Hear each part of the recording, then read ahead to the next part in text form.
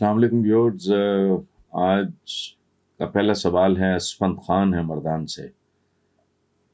وہ کہتے ہیں جی کہ کل یہ نیوز سن کے دل کانپ اٹھا کہ بنو کینٹ کا کنٹرول طالبان نے سنبھال لیا، انہوں نے فوجیوں کو بھی یرغمال بنا کے رکھا ہوا ہے۔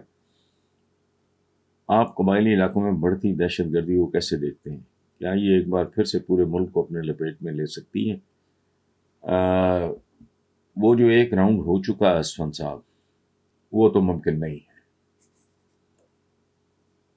ہے۔ دوسری بات یہ ہے کہ انہیں اوور آل اس ملک کے جو کرتے دھرتے ہیں انہیں اپنی سوچ کو ری وزٹ کرنا چاہیے۔ یہ ڈھونگ ہے بہت بڑا دنیا میں، یہ بس برادر اسلامی، یہ برادر نہیں ہوتے۔ ایران عراق کی کتنے وہاں مارے گئے، کتنے یہاں مارے گئے، کتنی عورتیں وہاں بیوہ ہوئیں، کتنی عورتیں یہاں بیوہ ہوئیں، کتنے بچے وہاں یتیم ہوئے، وہ برادر نہیں تھے۔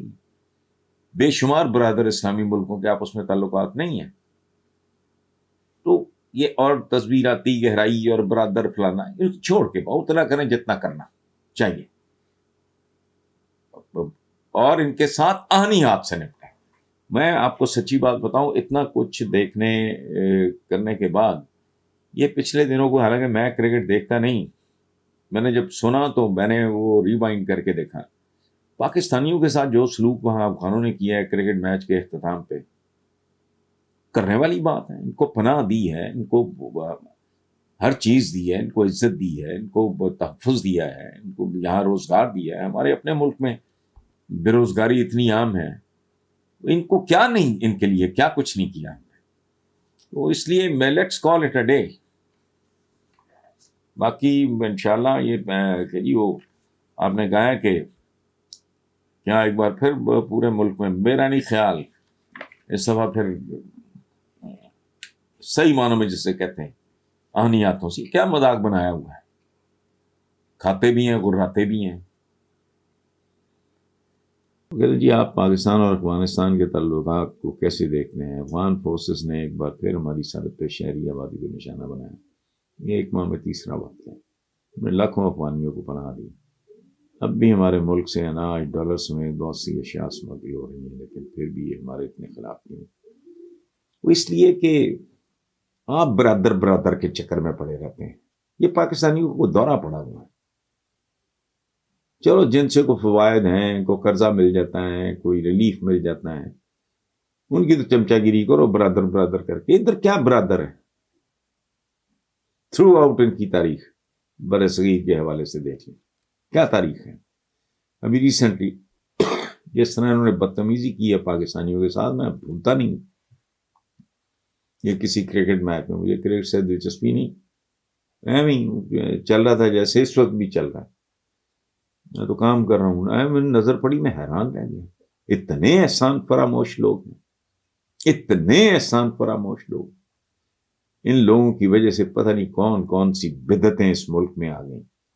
تو ان کو ان کی اوقات میں رکھو، چھوڑو، مائنڈ یور اون بزنس۔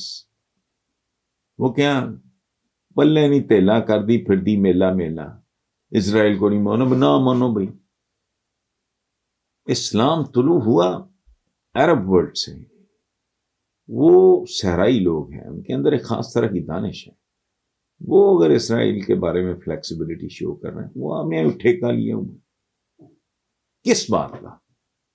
لوگ تمہارے بھوکے مر رہے ہیں، بے روزگاری ہے، آپ کی ایوریج ایج وہ کم ہو رہی ہے، آپ کے بچے جو ابھی پیدا بھی نہیں ہوئے وہ گروی پڑے ہیں، وہ بک چکے ہیں،